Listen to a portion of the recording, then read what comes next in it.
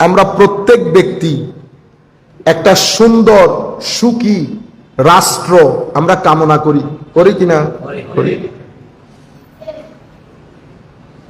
এই রাষ্ট্রের সামনে তিন ধরনের মানুষ পাবেন আপনি। প্রত্যেকে চাচ্ছি সুন্দর রাষ্ট্র গঠনের জন্য।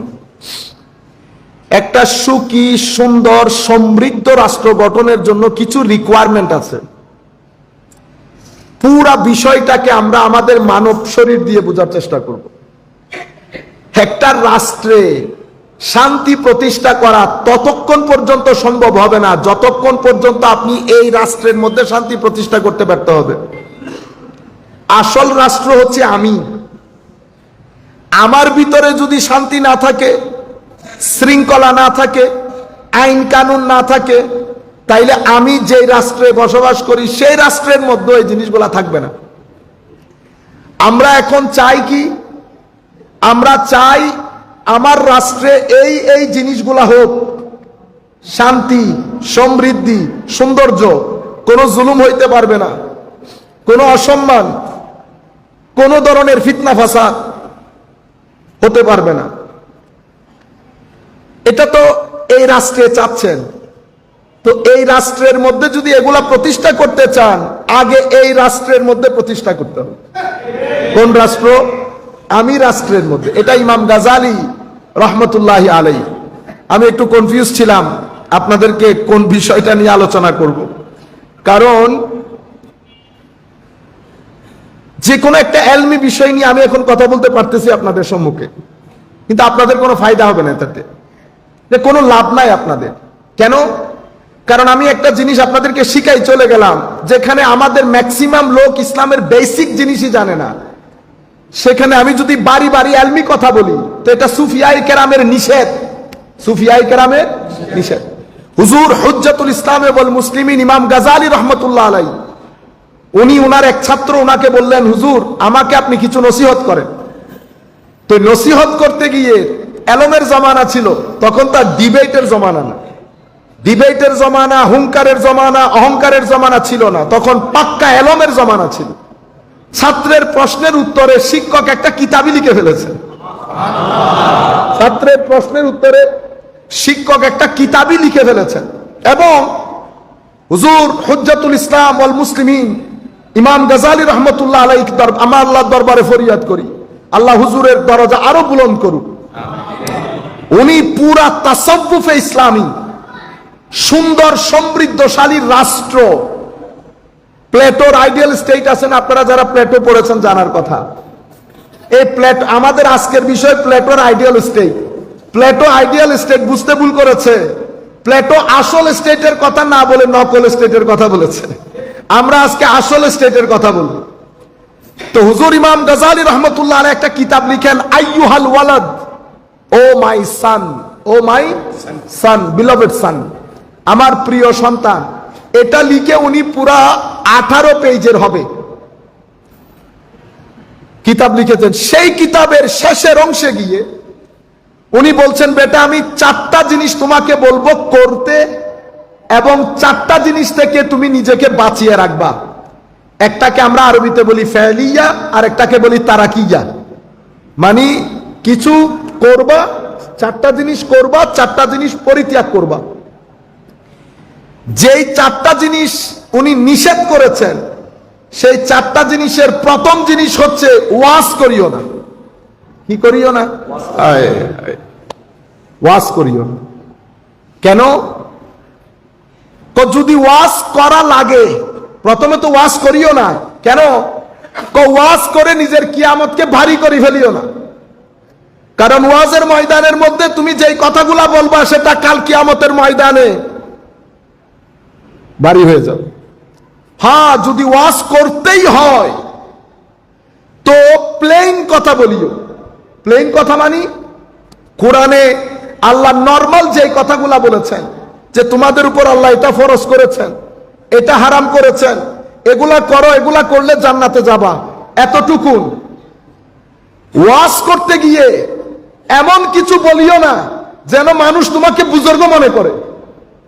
যদি এটা করতে যাও, এলম দেখাইতে যাও, ভারী ভারী কথা বলতে যাও, ভিতর থেকে তোমার নফস ফুলে উঠবে। তোমার নফস চাইবে মানুষের সম্মুখে তোমাকে তুলে ধরতে, তুমি এটার যে প্রেসার এটা এফোর্ড করতে পারবে না। তোমার ভিতর জগৎ অন্ধকার হয়ে যাবে, আমিত্ব প্রকাশ পাবে, আর চলতি পথে এমন কিছু কথা বলে ফেলবে যেটার আমল তোমার ব্যক্তি জীবনে নাই। তখন তুমি কোরআনের ওই আয়াতের মাধ্যমে গ্রেফতার হয়ে যাবে। ইয়া আইয়ুহাল্লাযীনা আমানু লিমা তাকুলুনা মা লা তাফআলুন কাবুরা মাকতান ইনদাল্লাহি আন তাকুল মা লা তাফআল। মানে এমন কথা কেন বলো যেটা তোমরা ব্যক্তি জীবনে করো না? তো ওই আয়াতের মধ্যে গ্রেফতার হয়ে যাবে। সুতরাং ওয়াজ করিও না, করা প্রয়োজন হলে হালকা কথা বলিও, ভারী কথা বলিও। আমরা একটা জিনিস ভুলে যাই, যেমন এখানে ম্যাক্সিমাম লোক সাধারণ, যারা ইসলাম ধর্মের বেসিক জিনিস ঈমানের 7 স্তম্ভই জানে না। আমি যদি তাদের সামনে মহিউদ্দিন ইবনে আরবির কথা বলি, আমি যদি তাদের সামনে জালালউদ্দিন রুমির কথা বলি, আমি যদি তাদের সামনে দার্শনিক কথা বলি, প্লেটো, সক্রেটিস, হেগেল বলি, এরফানি কথা দিলেও রিয়াকশন হবে, আবার ফলসফিয়ানা কথা বললেও রিয়াকশন হবে। আমরা এই কাজগুলো মাজলিসের মধ্যে করি। এরপরে আমরা ডিবেট এখন একটা পর্যায় শুরু হয়েছে না? এই তাবৎ জিনিসগুলো সাধারণ মানুষের জন্য ক্ষতিকর। আমি যেটা অ্যাচিভ করতে চাচ্ছি সেটা অ্যাচিভ হবে না, উল্টা কিছু লোক ধর্মের প্রতি ঘৃণা বিদ্বেষ জন্মাবে, আর কিছু লোকের মাথার উপর দিয়ে চলে যাবে আমি কি বলেছি সেটা। সুতরাং এই মাহফিলগুলো আমাদের ট্রেনিং ক্যাম্প। কি ক্যাম্প? Training camp. এটা একটা এডুকেশন সেন্টার। আমরা এখানে মানুষকে যে পরিমাণ মাহফিল হচ্ছে, আমার কি করতে হবে? আমার যদি 50টা মাহফিল থাকে, আমার ভিতরে চার্ট লাগবে। আমি কোন মজলিসে কি কথা বলবো, আমি ধারাবাহিকভাবে একটার পর একটা বলে যাব, যেন আমার মধ্যে একটা কনফিডেন্স থাকে যে আল্লাহর নবীর দরবারে বলতে পারবো, ইয়া রাসূলুল্লাহ কিছুটা হলেও শিখানোর চেষ্টা করেছি। কেন? কারণ মনে রাখবেন, আমার আল্লাহ কিন্তু আমাকে মনিটর করছেন। সারাদিন আমার সাথে যদি বইয়ের সম্পর্ক না থাকে, আমি এখানে কি বলবো এটার তড়প না থাকে, এটা নিরেট নেফাকত। কি জিনিস? মুনাফিকি। আমি যদি মাঝপথে এসে যাই, আগের কোনো লেখাপড়া বাদে এই মাহফিল নিয়ে যদি আমার টেনশন না থাকে, 2-3 ঘন্টা যদি আমি এটার পেছনে খরচ না করি, এটা জায়েজ হবে না। এটা জায়েজ হবে না। তাহলে আমরা কি করব? আমরা এটার পিছনে সময় দিব, চার্ট থাকবে, আমি ধারাবাহিকভাবে কথাগুলো বলবো যেন জাতির উপকার আসে। এডুকেশন সেন্টার, শিখতে হবে না কোনো কিছু। এই বিষয়গুলো আমরা করি না। আমরা যদি এই সাধারণ বিষয়গুলো আমরা রপ্ত করতে না পারি, যেমন আমাদের ম্যাক্সিমাম লোকটা আমরা কোরআনই পড়তে পারি না, আপনারা বুঝতে পেরেছেন। যাই হোক, আমরা আমাদের পূর্ববর্তী, আমি যেখান থেকে শুরু করেছি, হুজুর ইমাম গাজালি বলেছেন ওয়াজ করিস না। যদি ওয়াজ করতে হয় সাধারণ কথাবার্তা, কোনো এলমি মজলিস না। আমরা তো এলমি কথা বলবো এলমি মজলিসের মধ্যে, মাদ্রাসার আলেম ওলামা বসেছেন, সেখানে আমরা এলমি মজলিসে এলমি আলাপ করব, কোনটা জায়েজ কোনটা না জায়েজ, কোনটা করলে কুফর হবে কোনটা করলে কুফর হবে না। এটা কুফর বলার জায়গা না, এটা তাকফীর করার জায়গা না, এটা ঘৃণা ছড়ানোর জায়গা না। এখানে 3-4 ক্যাটাগরির মেন্টালিটি বসেছে। আমি যদি একটা ডোজ দিয়ে দেই, 2-3 জন ছেলে যদি পিক আপ করে রিয়াকশন করা শুরু করে কালকে থেকে, ঈমান থাকবে? ধরেন আমি শিখিয়ে দিয়েছি এই কাজ না করলে কুফর হবে, অথচ এই কাজের সাথে কুফরের কোনো সম্পর্ক নাই। 3টা ছেলে তো আমাকে পিক আপ করেছে, 3টা ছেলে গিয়ে বাইরে সে যখন কুফরের ফতোয়া দিচ্ছে, সেও কাফের হচ্ছে, আমিও আমার কারণে যেহেতু কুফর হয়েছে, সেই কারণে আমি বলি যারা মজলিসের মধ্যে তাকফীর করে তাদের পেছনে নামাজ না পড়া নিরাপদ। নামাজ না পড়া নিরাপদ। আমরা আমাদের বুজুর্গানে দিনের জবানে কথাগুলো শুনি নাই, এখন হচ্ছে কেন হচ্ছে এখন বুঝতে পারবেন। সম্মানিত উপস্থিতি, এরপর ইমাম গাজালি রহমতুল্লাহ আলাইহি বলেছেন কি দেখেন, বড় লোকের মজলিসে বসিস না, বড় লোকে ব্যবসায়ীর কাছে কখনো যাবে না। যদি সে হাদিয়া দেয়, হাদিয়া গ্রহণ করিও না। কেন? তার মজলিসে গেলে, তার হাদিয়া গ্রহণ করলে আমার নবীর দ্বীনের হুরমত নষ্ট হবে, আমার নবীর দ্বীনের হুরমত নষ্ট হবে। কেন? কারণ তোমার উপর দ্বীনের হুরমত নির্ভর করে। তোমাকে আন্ডার এস্টিমেট করা, কারণ তুমি শাইরুল্লাহ, তোমাকে আন্ডার এস্টিমেট করা মানে দ্বীনকে আন্ডার এস্টিমেট করা। বুঝতে পেরেছেন? প্রথমে তো যাবা না, যদি কোনো কারণে ইনভাইটেশনের কারণে যেতে হয় কখনো হাদিয়া গ্রহণ করবা না। এটা সমস্ত সুফিয়ায়ে কেরামের উপদেশ আমাদেরকে। কখনো কোনো বড় লোক, পাওয়ারফুল লোক, এদের মজলিসে বসিও না। যদি বসতেই হয় তাইলে হাদিয়া গ্রহণ করিও না। এগুলো অনেক এফেক্টিভ, কল্পনাও করতে পারবেন না। যদি আপনি এই ঘটনাগুলো ঘটান তাইলে বেনিয়াজি থাকে, বেখৌফ হয় মানুষ। তখন কি হয়? তখন দুনিয়া আপনাকে সম্মান করতে বাধ্য হয়। এটা আমার নবী শিখিয়েছেন।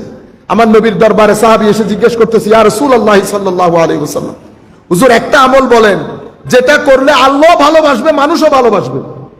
সাহাবায়ে কেরাম আল্লাহর নবীর দরবারে কি কি প্রশ্ন করতেন, সুবহানাল্লাহ। আমার নবী বলতেছেন সিম্পল কথা, ইজহাদ ফিমা আইদিন নাস ইউহিব্বুকান নাস ওয়াজহাদ ফিদ দুনিয়া ইউহিব্বুকাল্লাহ। দুনিয়াতে থাকবে, দুনিয়ার লোভ লালসা ভিতরে রাখবা না, আল্লাহ পছন্দ করবে। তাইলে আল্লাহর মহব্বত সেই ব্যক্তির জন্য যেই ব্যক্তির ভিতরে দুনিয়ার কোনো লোভ নাই। আমি আপনাকে গ্যারান্টির সাথে বলছি, কুল কায়নাত পিছনে থাকবে যদি আপনার ভিতরে লোভ না থাকে। যদি আপনার ভিতরে লোভ না থাকে। ওয়াজহাদ ফিমা আইদিন নাস ইউহিব্বুকান নাস, মানুষের সাথে চলাফেরা করবা, কখনো মানুষের পকেটের দিকে তাকাবা না। মানুষের পকেটের দিকে তাকাবা না। কি হবে? ইউহিব্বুকান নাস, মানুষ সব সময় তোমার পিছনে থেকে তোমাকে স্যালুট করবে। সিম্পল জিনিস বলেছেন আমার নবী। বুঝতে পেরেছেন? আজকের দিন পর্যন্ত যারাই সম্মানিত হচ্ছে প্রত্যেক ব্যক্তি বেনিয়াস।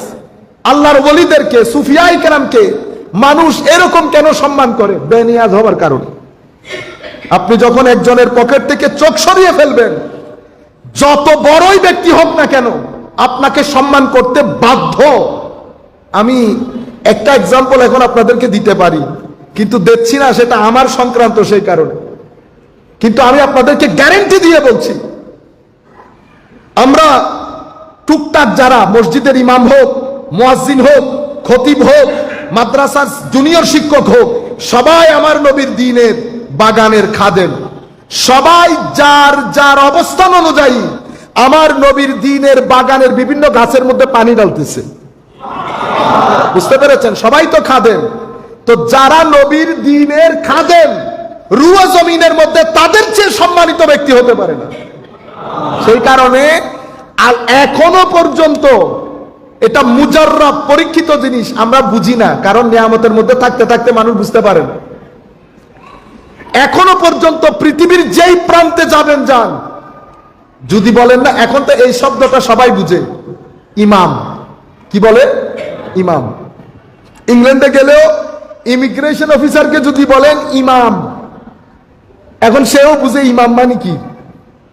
আপনি একেবারে আফ্রিকান ক্যারিবিয়ান কান্ট্রি, এই যে জ্যামাইকা, আমি কিছুদিন আগে গেছিলাম জ্যামাইকা, যে প্রান্তে যাবেন যান, ইমাম সবাই বুঝে। ইমামের জন্য 7 গুণ মাপ। এই যুগও আমার নবীর দ্বীনের বাগানের যারা খেদমত করে, পৃথিবীর যেই প্রান্তে যাবেন যান, হোটেলের মানুষ টাকা নেয় না। হোটেলের, আমি ক্যারিবিয়ান কান্ট্রিতে গেছিলাম, তো ওখানে কি খাবো কি খাবো, পরে হঠাৎ করে ওই একটা যে ক্যাফসি টাইপ দোকান, ভিতরে ঢুকলাম, তো বলছি আমাদের তো ভেজিটেরিয়ান লাগবে, হালাল। ওখান থেকে বাইরে আসলো মুসলমান ক্যারিবিয়ান, তো আমার হুলিয়া দেখে বলতেছে, আর ইউ মুসলিম? তা আল্লাহ, হ্যাঁ, তুই আমার দেখতেছিস না? তো সালাম কালাম দিব, ও বলতেছে আমিও মুসলমান। তো কি কারণে? আমি বলছি, ও চিনতেছে মসজিদ। আপনি চিন্তা করতে পারবেন, সে আমার কাছ থেকে টাকা নেয় নাই। তার সাথে আমার দ্বিতীয়বার দেখা হবে কখনো? দ্বিতীয়বার দেখা হবে না। কিন্তু সে আমার কাছ থেকে টাকা নিতে চাচ্ছে না। আমি তখন বাইরে এসে চিন্তা করলাম, হক মানে আমি কি রকম ডাজন্ট ম্যাটার, আমার সাথে নিসবত কার, ইট ডাজ ম্যাটার। আমার সাথে সম্পর্ক কার, মানে কার কাজ করি, এটা ম্যাটার। আমি লাখ গুনাহগার, কোনো সন্দেহ নাই, কিন্তু শুধু নবী পাকের বাগানের খেদমতের কারণে দিয়ারে কুফরের মধ্যে টাকা নিতে চাচ্ছে না। তাহলে সম্মান আল্লাহ, আল্লাহ রসুল, এই জন্য আল্লাহ বলছেন না ওয়ালিল্লাহিল ইজ্জা ওয়ালি রাসূলিহি ওয়ালিল মুমিনিন, ইজ্জত আল্লাহ, ইজ্জত আল্লাহর রসুলের এবং ইজ্জত মুমিনের হকের। তাহলে আমি আপনাদেরকে বুঝাতে চাচ্ছিলাম, আমার নবী বলছেন তুমি যদি সম্মানিত হতে চাও নির্লোভ থাকো। যদি তুমি দুনিয়ার মধ্যে থাকো, দুনিয়া যদি তোমার ভিতরে না রাখো, তো আল্লাহ মহব্বত করবে, আর আল্লাহ যাকে মহব্বত করে সে দুনিয়ারও বাদশা, সে আখিরাতেরও বাদশা। যাকে আল্লাহ মহব্বত করবে তাকে কি আল্লাহ দুনিয়ার মধ্যে বহুত পেরেশানির মধ্যে রাখবে? ও ভাই, যার কবর সুন্দর হয় তার দুনিয়াও সুন্দর হয়, যার কবর সুন্দর হয় তার দুনিয়াও সুন্দর হয়। এরপরে ইমাম গাজালি রহমতুল্লাহ আলাইহি বলছেন, কয়টা বললেন? তোমরা প্রথমে ওয়াজ করিও, দিবে, পরে বড় লোকের ঘরে যাইও, যদি যেতে হয় কখনো হাদিয়া গ্রহণ করিও না। বিশ্বাস করেন, হাদিয়া গ্রহণ না করা বড় লোকের, এটা যে কি দারুণ জিনিস আপনি কল্পনাও করতে পারবেন। আমার জীবনে কিছু অভিজ্ঞতা শেয়ার করে ফেলি। আমার জীবনে এই একটা জিনিস, বড় লোকের হাদিয়া গ্রহণ না করা। আপনারা আমাকে যারা চেনেন আপনারা বুঝতে পারতেছেন আমি কার কথা বলতেছি। অনেক বড় সবাই যায়, কিন্তু এই হাদিয়া গ্রহণ না করার কারণে আল্লাহ পাক আমার নবী যে কথা বলেছেন, ইমাম গাজালি যে কথা বলছেন, সেটা আমি হারে হারে পেয়েছি। এবং এমন চেয়ারে আমাকে বসানো হয় যেটাতে কাউকে বসাই নাই। তো আপনার হিসাব ডিফারেন্ট, আপনার হিসাব ডিফারেন্ট। আমি আপনাদেরকে এই জিনিস অনেক এফেক্টিভ, বেনিয়াজ হওয়া। এবং আমরা যারা দ্বীনের কাজ করি, আমার নবীর বাগানের খেদমত করি, আমাদের উপর তো ফরজে আইন, ওয়া আলাল্লাহি ফালিয়াতাওয়াক্কালিল মুমিনুন, আমাদের তাওয়াক্কুল আল্লাহর উপর, আমাদের তাওয়াক্কুল আল্লাহর উপর। আপনি যখন বেনিয়াজ হবেন, কেউ আপনার উপর খবরদারি করতে পারবে না। আই আমেরিকান মধ্যে যেতে বই ফললে মিটিং করিস, সিটিংয়ে থই দি তার আবার বুঝি বিতাল লাগে, সিটিংয়ে হইলে বুঝতে না, ঠিক আছে না? তার হত এটা আইন ফরিবু তাহন ফরিবু, এই এটা খনডলে করে আর একখানা সময় দিও হতে এক দেশত তাই এক দেশত তো এটা সম্ভব না, না গরম ফরিবু গরম ফরিবু হয়তো গরম ফরিবু ঠিক, কিন্তু হারলো তো ওই হাইন পারিবেন ইবে এসিটা নিবে জায়গার এটা হইতো না, এত অনাত্ম এত ভালো লাগতো না। কিন্তু অনে আয় খতিব মানি আয় ব্যাগিন ওয়ানি নন, ঠিক আছে না? অনে যদি আবার আই রে মাই কাতুন এন করি লই জানে, যদি এন করে ঠিক হন এদিন বিকালের ফ্লাইট লই যাই কিন্তু, ঠিক আছে না? আপনারা বুঝতে পারছেন ঘটনা। যাই হোক, আমি বুঝাইতে চাচ্ছি আল্লাহ পাকের মেহেরবানি, বেনিয়াজ হওয়া বড় জরুরি। ফোর্থ যেই জিনিস ইমাম গাজালি বলেছেন, কো ডিবেট করিও না। কি করিও না? ডিবেট করিও না। কেন? তো ডিবেটের মধ্যে আল্লাহর নবীর দিন জিতে যাক এটা তুমি চাও না, তুমি চাও তুমি জিতে যাও। দারুণ পয়েন্ট। মানে মাসআলার মধ্যে কোনটা আসল কোনটা নকল, কোনটা শুদ্ধ কোনটা অশুদ্ধ, শুদ্ধটা জিতে যাক এটা তুমি চাও না, তুমি চাও তুমি জিতে যেতে। ডিবেটের মধ্যে নফস থাকে। নফস হচ্ছে একটা রাষ্ট্র নষ্ট হয়ে যাওয়ার মূল। একটা রাষ্ট্র নষ্ট হয়ে যাওয়ার মূল হচ্ছে আমার নফস। তো ইমাম গাজালি বলছে ডিবেটের মধ্যে নফস তো পারে না যে সিনা থেকে বের হয়ে আসতে, এবং শয়তানের ওয়াসওয়াসা দেওয়া একদম ইজি হয়ে যায় যখন নফস জেগে উঠে। মানুষ রাগের মাথায়, বাংলাদেশে যত ডিভোর্স হয় 65 to 70% ডিভোর্স হয় কিসের মাথায়? রাগের মাথায়। রাগের মাথায় শয়তান কি করে? শয়তান আপনাকে আরো প্রভোগ করে, এমন কিছু আপনি বলে ফেলেন তখন আপনার আকল আপনাকে আর কন্ট্রোল করতে পারে না, তখন আপনার বিবেক আপনাকে মনিটর করতে পারে না, তখন আপনি ফুল নফসের কন্ট্রোলে এসে এমন একটা কথা বলে ফেলেন যেটা আপনার বিবাহিত জীবনকে নষ্ট করে দেয়, আনকন্ট্রোলড হয়ে যায়। বুঝতে পেরেছেন? কিসের কারণে? নফসের কারণে। এটা এমন একটা খতরনাক জিনিস, এটা যদি জেগে উঠে রাষ্ট্র নষ্ট হয়, জান্নাতি মানুষ জাহান্নামী হয়, তার ভিতরের জমিন আর্থকুইক হলে যেমন পুরা রাষ্ট্রের বিল্ডিং ভেঙে পড়ে, ঠিক সেভাবে নফস যখন জেগে উঠে তার সমস্ত ইবাদতের ইমারত ভেঙে খান খান হয়ে যায় নফসের কারণে। আচ্ছা বালা মানুষ, আমাদেরকে দেখতেছেন না, কাপড়ে সুপরে সব আমরা বড় বুজুর্গ না, কিন্তু একটা নফসের কারণে এটা এত খতরনাক। এজন্য আমার আল্লাহ বলছেন, আমার দরবারে যদি ধর্ণা দিতে চাও, কদে আফলাহা মান তাজাক্কা, তোমাকে এই জিনিসটাকে মনিটর এবং কন্ট্রোল করতে হবে। তো ডিবেটের মধ্যে এটা বেরিয়ে আসে, ওয়াজের মধ্যে বেরিয়ে আসে না, আসে না। গত পরশু একজন আমার এক ছেলে একটা ভিডিও দিয়েছে, উনি বলতেছেন কি, আমাকে যদি ওদেরকে এনে দেন, আমি 2টা প্রশ্ন করব, মিজান থেকে উত্তর দিতে পারলে 10 লাখ টাকা পুরস্কার দেব। এগুলা কোনো আলেমের জবান না। আমার আব্বা রিটায়ার্ড করে ফেলছেন, নইলে ইনকাম ট্যাক্সের চিঠি পাঠাইতাম ওনার কাছে যে কয় টাকা ট্যাক্স দেন বলেন। কেউ 10 লাখ টাকা দিয়ে দিতেছে, কেউ 1 কোটি টাকা দিয়ে দিতেছে, ট্যাক্স কেউ দেয় না, আবার ট্যাক্স একজনও দেয় না। এত টাকা ওনাদের কাছে। আজীব এক দুনিয়ার মধ্যে পড়ে গেছে, বুঝতে পেরেছেন আপনারা? যাই হোক, ইমাম গাজালি বলছেন ডিবেট করিও না। যদি ডিবেট করতেই হয় তো বদ্ধঘরের মধ্যে কোনো শোরগুল ছাড়া বদ্ধঘরের মধ্যে 2 জনে মিলে করো এবং নিয়ত করো যে আল্লাহ যেন যেটা শুদ্ধ সেটার উপর আমাদেরকে একমত করে, যেটা শুদ্ধ সেটার উপর একমত করে। তাহলে আমরা যেই জায়গা থেকে শুরু করেছিলাম, তো আইয়ুহাল ওয়ালাদ, ইমাম গাজালি রহমতুল্লাহ আলাইহি কিতাব লিখে ছাত্রকে এই জিনিসগুলো না করতে বলেছেন। কেন না করতে বলেছেন? দেখেন, ইমাম গাজালি রহমতুল্লাহ আলাইহি ওনার কিতাবের মধ্যে উনি একটা রাষ্ট্রের এক্সাম্পল দিয়েছেন, একটা রাষ্ট্রের। আমার নবী সাল্লাল্লাহু আলাইহি সাল্লাম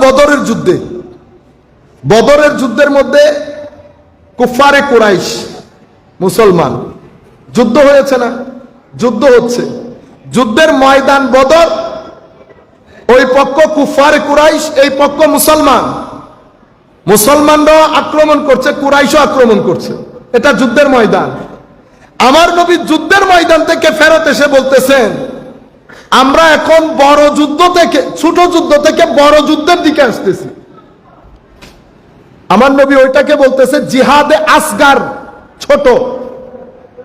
কোথায় যাচ্ছি? আমরা এখন জিহাদে আকবরের দিকে যাচ্ছি, বড় যুদ্ধ। তাইলে আমার নবী বড় যুদ্ধ বলে কিসের দিকে ইঙ্গিত করেছেন? এটার দিকে। ওই যুদ্ধের মধ্যে কুফারে কুরাইশের সাথে আমাকে লড়তে হয়েছে সামান্য সময়ের জন্য। এটা এমন একটা যুদ্ধ সার্বক্ষণিক। এক কুফারে কুরাইশ এখানে একটা আছে, এটার নাম নাফস। কি জিনিস? নাফস। এটা কুফারে কুরাইশ, এটার সাথে জিহাদ হচ্ছে। এ চাচ্ছে এ জিতে যেতে, আপনি চাচ্ছেন আপনি জিতে যেতে। আপনি কলব নিয়ে ঝাঁপিয়ে পড়তেছেন, কলবের সাথে সৈন্য সামন্ত আছে। কি আছে? ইবাদত, সিজদা, রুকু। কলব এটা নিয়ে যুদ্ধ করছে, তাহারাত। আর নফস যুদ্ধ করতেছে রিয়া, অহংকার, গীবত, অশ্লীলতা। এই তাবৎ জিনিস নিয়ে নফস যুদ্ধ করতেছে। ময়দান কোনটা? রু। ময়দান কি? রু। এখানে যদি নফস জিতে যায়, ওখানে জঙ্গে বদরের মধ্যে সাহাবায়ে কেরাম জিতে গেছেন আমার আল্লাহর মদদের কারণে, আল্লাহর সহযোগিতা। তো এখানে যদি আপনি জিততে চান, এখানেও আল্লাহর সহযোগিতার দরকার হয়। তো আল্লাহর সহযোগিতা কখন করেন? যখন বান্দা নিয়ত পরিশুদ্ধ করেন। কি পরিশুদ্ধ? আমরা আগে নিয়তটা একটু শিখি। উম্মতে মুসলিমার অনেক ধর্ম আছে না, খ্রিস্টান, হিন্দু, বুদ্ধ, আমাদের মুসলমান, ইসলাম। আমাদের ধর্মের মধ্যে সেন্ট্রাল পজিশনে হচ্ছে ঈমান, নিয়ত। আমরা বলি না নিয়ত, নিয়ত পরিশুদ্ধ করুন, গরুক হয়ে দিন নিয়তি শুদ্ধ করিয়ে যেন অনর্গান বহু শুদ্ধ। তো বলতে চাচ্ছি, নিয়ত হচ্ছে আসল। আমাদেরকে আমার নবী তালিম দিয়েছেন, নিয়তুল মুমিন খায়রুন মিন আমালিহি। মুমিনের আমলের চেয়ে নিয়ত উত্তম। আমি এখন একটা সিম্পল প্রশ্ন করলে আপনারা দেখবেন, বুঝতে পারবেন। আপনারা, আমরা সবাই এখানে এসেছি, আমাদের কিন্তু কোনো নিয়ত নাই, আছে? বস এসে গেছি, আমরা কোনো নিয়ত করে আসি নাই। কিন্তু নিয়ত না করার কারণে আমাদের অসংখ্য কাজ এগুলা কাজ থেকে যায়, আমল হয় না। কাজকে বলে ফেলুন, ফেল। ফেল মানে কর্ম, আমল মানিও কর্ম, কিন্তু ফেলের উপর রিওয়ার্ড নাই, আমলের উপর রিওয়ার্ড আছে। আমলের উপর রিওয়ার্ড আছে। ফেল মানে শুধুমাত্র একটা কাজ, এই কাজের সাথে যখন আল্লাহর সন্তুষ্টির নিয়ত অ্যাড হয়, ঈমান সহ আল্লাহর সন্তুষ্টির নিয়ত যখন অ্যাড হয়, এই ফেল আর ফেল তখন এটা আমলে পরিণত হয়। রাস্তা থেকে পাথর সরিয়ে দিলেন, এটা একটা কাজ, কিন্তু যদি আপনি চিন্তা করেন আল্লাহর বান্দার কষ্ট হয়, আল্লাহর বান্দাদের কষ্ট হবে, কেউ একজন পড়ে যাবে, যদি এই নিয়তে সরিয়ে দেন তো ফেল হয়ে গেছে আমল, ফেল হয়ে গেছে। অনেক সময় তো আমল অনেক ছোট হয় আপনার আমার দৃষ্টিতে, কিন্তু আল্লাহর দৃষ্টিতে সে আমল অনেক অনেক অনেক বড় হয়। আমার নবী মেরাজের রাত্রিতে জান্নাতের মধ্যে দেখছে এক মানুষ, ওরে বাপ রে বাপ, একবার জানালা দেখে একবার দরজা দেখে খালি ঘুরে, কতগুলা মানুষ আছে না। আমার নবী হাদিসে পাকের মধ্যে এভাবে আসছে, আমার নবীর কথা, লাকাদ রাআইতু রাজুলান ইয়াতাকাল্লাবু ফিল জান্নাতে ফি শাজারাতিন কাতাআহা মিন যাহরিত তারিক আও কামা ক্বালা নবী সাল্লাল্লাহু আলাইহি ওয়াসাল্লাম। আমার নবী বলছেন, আমি জান্নাতের মধ্যে এক ব্যক্তিকে আরামসে ঘুরতে দেখেছি। আমি জিবরিলকে জিজ্ঞেস করলাম, এত পণ্ডিত কেমনে হয়ে গেল? তো জিবরিল আমাকে বললেন, দুনিয়াতে মানুষ চলাচলের রাস্তায় তার একটা গাছ ছিল, সেই গাছটাকে আল্লাহর সন্তুষ্টির জন্য মানুষের কষ্টের কথা চিন্তা করে কেটে সাফ করে দেয়। শুধু এতটুকুন কাজের জন্য আল্লাহ তাকে জান্নাত দান করেছে। নিয়ত কি করেছে দেখছেন? ছোট্ট একটা কাজকে আসমানে গিয়ে মিশিয়েছে। নিয়তুল মুমিন খায়রুম মিন আমালিহি। আমার নবীর সাথে কিছু লোক একসাথে হিজরত করছে, সাহাবায়ে কেরামও আছে। সাহাবায়ে কেরামের নিয়ত হচ্ছে, আমার নবী যে উদ্দেশ্যে হিজরত করছেন আমরাও সেই উদ্দেশ্যে হিজরত। উদ্দেশ্য কি? উদ্দেশ্য হচ্ছে আল্লাহর দ্বীনকে জমিনে বাস্তবায়ন করা। আর কিছু মানুষ চিন্তা করেছে, সবাই যখন যাচ্ছে এই সুযোগে আমরাও যাই। আমার নবীর সুহবতে, নবীর সংসর্গে, নবীর গ্রুপে হিজরত করেছে, কিন্তু আমার আল্লাহ বলছেন, আমার নবী বলছেন, ফামান কানাত হিজরতুহু ইলা দুনিয়া ইউসিবুহা আও ইলা ইমরাআতিন ইয়ানকিহুহা ফাহিজরাতুহু ইলা মা হাজারা ইলাই। তো যারা দুনিয়ার জন্য হিজরত করছে তাদেরটা দুনিয়ার, তাদের জন্য কোনো রিওয়ার্ড নাই। অথচ হিজরত কার সাথে করছে? রাসূল পাকের সাথে। নিয়ত সেই পরিমাণ গুরুত্বের। সেই কারণে আমাদের এখানে প্রিন্সিপাল হচ্ছে ইন্নামাল আমালু বিন্নিয়াত। এমনিতে এটা অনেক সহজ, কিন্তু আপনারা জানেন আইম্মায়ে কেরাম এই হাদিস থেকে শত শত হাজারে হাজার মাসআলা ডিরাইভ করেছে। যেমন আমরা এখানে এসেছি, আমলের কোয়ালিটি বাড়িয়ে দেয় নিয়ত। আমরা এখানে এসেছি, আমাদের কিন্তু কোনো নিয়ত নাই। যদি আমরা এই নিয়তে আসতাম যে আল্লাহ, ঈদে মিলাদুন নবীর যে কারণে মাহফিল সাজানো হয়েছে, শুধু তোমার নবীর সন্তুষ্টির জন্য এই মাহফিলে যাচ্ছি, আমি তোমার কাছ থেকে জাযা আশা করি, যদি এই নিয়ত করে আসতেন তো আপনার এই কোয়ালিটির মধ্যে কোটি গুণ বরকত বেড়ে যেত। কিন্তু আমরা ট্রেডিশনালি কিছু জিনিস করে ফেলি কোনো নিয়ত ছাড়া।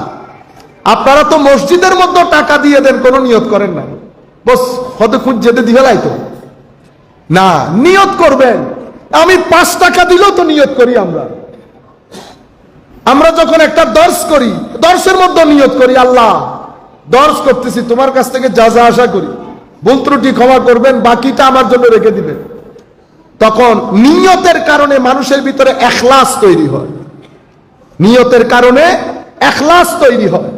আপনি নামাজের মধ্যে আসতেছেন, যোহরের সালাত, অথবা আপনি নামাজের জন্য দাঁড়িয়ে গেলেন, যদি আপনি নিয়ত করেন, আল্লাহ তুমি তৌফিক না দিলে তো আর নামাজে আসতে পারতাম না, মাওলা যেভাবে তৌফিক দিয়েছো তুমি আমার নামাজটা কবুলও করে নিও। আমি আপনাকে ওই নিয়তের কথা বলতেছি না, আমি আপনাকে আরেক নিয়তের কথা বলতেছি। এটা সুফিয়ায়ে কেরাম শিখিয়েছেন আমাদেরকে। কারা শিখিয়েছেন? আমাদের আউলিয়ায়ে কেরাম, আমাদের বুজুর্গরা আমাদেরকে শিখিয়েছেন এই আন্দাজে করার জন্য। তো তুমি যখন ওযু করো, অজু তো পানি দিয়ে করতেছো, আল্লাহ সওয়াবও দিবে। অজুর সাথে একটা তওবার নিয়ত করে ফেলো, তখন অজুর কোয়ালিটি বেড়ে যাবে। এটা আমাদেরকে শিখাচ্ছেন হযরত হাতেম আল আসম রাদিয়াল্লাহু তাআলা আনহু, প্রথম যুগের আল্লাহর ওলি, যাদের পিঠ তাবেও তাবেঈনদের সাথে লাগানো। হযরত হাতেম আল আসম, ওনাকে জিজ্ঞেস করা হয়েছে, হুজুর নামাজ কেমনে পড়ে? কোন নামাজ কেমনে পড়ি সেটা পরে বলি, আগে অজু কেমনে করি সেটা বলি। তো কিভাবে? আমরা যখন হাত ধুই তখন আল্লাহর দরবারে তওবা করি, আল্লাহ এই হাত দিয়ে যা গুনাহ করেছি তুমি ক্ষমা করে দিও। মুখ ধোয়ার সময়, আল্লাহ এই চোখ দিয়ে যা গুনাহ করেছি তুমি ক্ষমা করে দিও। তাইলে একটা পানির অজু হয়েছে, একটা তওবার অজু হয়েছে। এই নিয়তের কারণে আপনার আমলের কোয়ালিটির মধ্যে আসমান আর জমিনের ফারাক পড়ে যায়। জিনিসগুলা খুব সিম্পল। আপনি মনে করতে পারেন দূরই এখন হতইল না, আয় হায় হায় হতইল না নুও, এই মানুষটা যে জান্নাতের মধ্যে ঘুরতেছে শুধু এই নিয়তের কারণে, মানে মানুষের নিয়ত। আপনি দেখেন আমল করেছে, তাহাজ্জুদ পড়ে নাই, দিনের বেলা রোজা রাখে নাই, শুধুমাত্র বিড়ালকে খাদ্য না দিয়ে জাহান্নামে যেতে হয় নাই। সে কারণে কোন কাজে আপনি কোথায় পড়তেছেন আল্লাহ পাক ভালো জানেন। ইনি তো সারা রাত তাহাজ্জুদ পড়তো, মহিলা বনী ইসরাইলে সারাদিন রোজা রাখতো। তার বাসায় একটা বিড়াল, বিড়ালকে খাদ্য দিত না, বাইরে গিয়ে খেতেও দিত না, বেঁধে রাখতো। এভাবে বিড়ালটার মৃত্যু হয়। এটা বুখারী শরীফের রাওয়ায়াত। আমার নবী বলছেন ওই মহিলাকে আল্লাহ রাব্বুল আলামিন জাহান্নামে নিক্ষেপ করেছেন। এই সারা রাতের তাহাজ্জুদ, সারা দিনের রোজা আল্লাহ কবুল করেন নাই। কোন কাজে আপনি আটকে যাবেন আর কোন কাজে আপনি ছাড়া পেয়ে যাবেন আমি তো জানি না। সেই কারণে সমস্ত কাজের মূলের মধ্যে নিয়তকে রাখা হয়েছে। আপনারা এই নিয়তের প্রতি অনেক গুরুত্ব দেবেন, নিয়তের প্রতি অনেক গুরুত্ব দেবেন। নিয়ত মানুষের ভিতরে ইখলাসের তৈরি করে। তা আমি আপনাদেরকে বলতে চাচ্ছিলাম যে রাষ্ট্রের মধ্যে একজন শাসক থাকে, থাকে কিনা? রাষ্ট্রের মধ্যে একজন গভর্নর থাকে, রাষ্ট্রের মধ্যে অ্যাডভাইজার থাকে, যাদেরকে আপনারা সেক্রেটারি বলেন, আমলা। রাষ্ট্রের মধ্যে লাইট থাকে, থাকে না? থাকে। আমাদের রাষ্ট্রের মধ্যে গভর্নর, গভর্নর যদি চায় আমাদের চট্টগ্রামকে ডিসিপ্লিন ওয়াইজ চালানোর জন্য, তো 2-3টা ইউনিট একসাথে কাজ করতে হবে, 2-3টা ইউনিট একসাথে কাজ করতে হবে। এবং রাষ্ট্রের যেই অন্য ক্যাটাগরির যে মানুষ যারা সবসময় বিশৃঙ্খলা চায়, তাদেরকে যদি প্রশাসন দিয়ে আপনি নাগালের মধ্যে না রাখেন, রাষ্ট্রের মধ্যে শান্তি প্রতিষ্ঠা করতে পারবেন না। আমার রাষ্ট্রের মধ্যে আপনি বাংলাদেশ রাষ্ট্র বাদ দেন, মনে রাখবেন এই রাষ্ট্রে যদি শান্তি প্রতিষ্ঠা না হয় তো এই রাষ্ট্রে শান্তি প্রতিষ্ঠা হবে না। কিভাবে?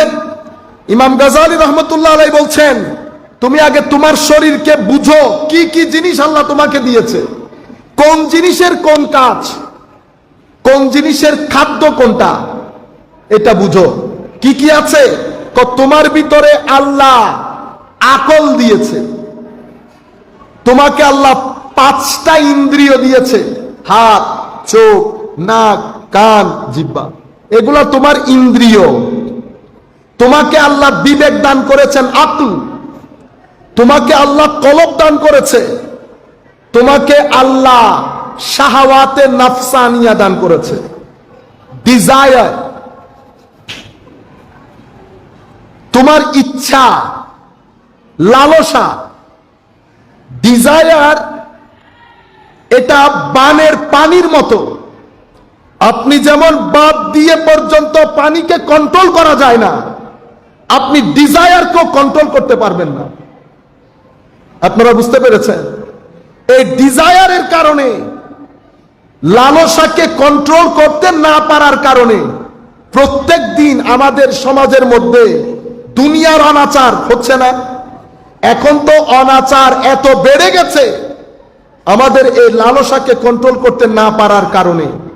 আপনি টাকা পয়সার ক্ষেত্রে একজন শিক্ষিত দাড়িওয়ালা হাজী সাহেব আমার মতো একজন ছাত্রের কাছে ইসলামী বই রিলিজ করার জন্য কাস্টমসের চেয়ারে বসে যদি 50,000 টাকা দাবি করে, এটাকে কি বলবেন আপনি? এটা লালসা। দাঁড়িয়েও আছে, আমাকে কি বলে, হুজুর একটু বসেন, আমি জোহরের নামাজটা আদায় করি। আমি মনে করছি আল্লাহ মেহেরবানি, জোহরের নামাজ আদায় করা ব্যক্তি তো আর যাই হোক টাকা চাইবে না, কিন্তু সে জোহরের নামাজ আদায় করে সে আমাকে বলতেছে হুজুর এখানে তো কিছু খরচ আছে। তা আমি বললাম খরচ আমাকেও দিতে হবে, আমি কিন্তু ইনকাম ট্যাক্স কমিশনারের ছেলে। আপনি যেরকম চেয়ারে বসে আছেন, আমার বাবা একটা ডিপার্টমেন্টের কমিশনার ছিলেন ইনকাম ট্যাক্সের, তো আমাকেও কি দিতে হবে? আসলে এখানে বাঁচার কোনো উপায় নেই। তখন আমি অনেক আগের কথা বলতেছি আপনাদেরকে, তখন চিন্তা করলাম অসুবিধা নাই, পরে বাংলাদেশে কাজ যেভাবে হয় সেভাবে হয়েছে। যাই হোক, আমি আপনাদেরকে বলতে চাচ্ছি লালসা এত খারাপ জিনিস। ঢাকা ইউনিভার্সিটিতে যিনি পাশ করে বের হয়েছেন উনি জানেন এই সিগনেচারটা করে দিলে আমার রাষ্ট্রের 50 কোটি টাকা লস হবে। উনি তাওয়াক্কা করেন নাই, করে দিয়েছেন। আমি জানি আমার এটা মেয়ের বয়সী, আমি তার বাবার বয়সী, কিন্তু লালসা আমাকে পাগল করে ছেড়ে দিয়েছে, অন্ধ করে ফেলেছে। লালসা কি করে? আপনার চোখের মধ্যে লাগাম লাগিয়ে দেয়। মানুষ হেন কোনো ঘটনা নাই করে না এই লালসার কারণে। কিন্তু যদি সমাজের উন্নতি দেখেন, টাকার ক্ষেত্রে, ফাইন্যান্সের ক্ষেত্রে, বিল্ডিং এর ক্ষেত্রে, জ্ঞানের ক্ষেত্রে, এই সব কিছু মানুষের লালসার কারণে হয়। ডিজায়ার, উদ্যমী হওয়া, আমি রাত দিন চেষ্টা করে যাওয়া। মানুষ দেখেন না রাত দিন কষ্ট করে, এটাও কিন্তু মানুষের ডিজায়ারের কারণে। ডিজায়ার বা লালসা এটা একটা শক্তি, এটাকে যদি আপনি দমন করতে পারেন তাইলে তো সভ্যতা, আর এটাকে যদি দমন করতে না পারেন তাইলে তো ধ্বংসের অতল তলে তলিয়ে যাবে। সেই কারণে ডিজায়ারকে কন্ট্রোল করার জন্য আমার আল্লাহ কলবকে হুকুম দিয়েছেন আকলের সাথে কথা বলে যেন ডিজায়ারকে কি করে, কন্ট্রোল করে। তাইলে আমার শরীরের ভিতরে কলব আছে, নফস আছে, আকল আছে, পঞ্চ ইন্দ্রিয় আছে। কে কি? রাষ্ট্র হচ্ছে কলবের দেশ। দেশ কার? কলবের। অ্যাডভাইজার কে? আকল। গভর্নর কে? Governor desire. ডিজায়ার হচ্ছে আপনাকে পরিচালনা করে। ডিজায়ার কার সাহায্যে? নফসের সাহায্যে। লাইট হচ্ছে আপনার ইন্দ্রিয়। এখন আপনি এই রাষ্ট্রের মধ্যে শান্তি প্রতিষ্ঠা করবেন, কিভাবে করবেন? আপনি প্লেটোর কাছে যান, সক্রেটিসের কাছে যান, সমাজের যে কোনো জ্ঞানীর কাছে যান, আপনার রাষ্ট্রের মধ্যে শান্তি কিভাবে প্রতিষ্ঠা করবেন কেউ বলতে পারবে না। সক্রেটিস উনারটা বলবেন, প্লেটো উনারটা বলবেন। যুগে যুগে যত নবী রাসূল এসেছে, আমার নবীর আগে আদম আলাইহিস সালাম থেকে ঈসা আলাইহিস সালাম পর্যন্ত প্রত্যেক যুগে নবী আসে নাই। আমার নবীটা হচ্ছে শেষ প্যাকেজ, আখেরি প্যাকেজ, আখেরি এডিশন। এখন টেসলার একটা গাড়ি আসছে না, টেসলা অটো ড্রাইভ, কিছু করতে হয় না, আপনি ওই অটোর মধ্যে চালাই দিলে সে নিজে নিজে গাড়ি চালায়। কত বড় দুষ্ট দেখছেন নি অবস্থা। আমরা বসে বসে কথা বলতেছি কিন্তু আমার ভিতর থেকে তো ভয় যাচ্ছে না, বুঝছেন না? গাড়ি চলতেছে, সুবহানাল্লাহ, এবং এত সেফলি চলতেছে আপনি কল্পনাও করতে পারবেন না। আখেরি এডিশন। আপনি যদি পিছনের এডিশনের দিকে যান তখন আরেক ধরনের ছিল না। ড্রাইভ মারতেছেন, এমনে দিলেন, আগের ওই ট্রাকের মতো এমনে এমনে করতে করতে স্টার্ট হয়েছে। এটা প্রথম যুগের নবুয়ত, প্রথম যুগের নবুয়ত। নবুয়ত ডেভেলপ হয়েছে মানুষের ডেভেলপমেন্টের সাথে সাথে। আখেরি এডিশন আসছে আমার নবীর প্যাকেজ। এরপরে আর কোনো কিছু না, এরপরে আর কোনো কিছু। নবুয়ত যখন থাকে, আমি ইউথদেরকে বলছি, নবুয়ত যখন আসে সেই সমাজের মধ্যে দার্শনিক থাকে না, ইন্টেলেকচুয়ালস থাকে না, মানে সমাজ পরিবর্তনকারী, জ্ঞানী, গুণী, হেকমতওয়ালা, দর্শনওয়ালা এবং ইন্টেলেকচুয়াল সকল ধরনের জ্ঞানী থাকে। সেই জ্ঞানের জগতের মধ্যে নবী আসেন। নবীর জ্ঞান যদি সবার উপরে না হয় তো মানুষের কোন খায়া দেয়া কাজ নাই, মানুষ সবাইকে ছেড়ে নবীর কাছে আসবে। মানুষ নবীর কাছে কেন আসবে? তার মানে নবীর কাছে আসা মানে সবার মধ্যে যেই নিয়ামত, নবীর মধ্যে যেই নিয়ামত, সেটা অনেক অনেক অনেক উপরে। সালাতুনিয়া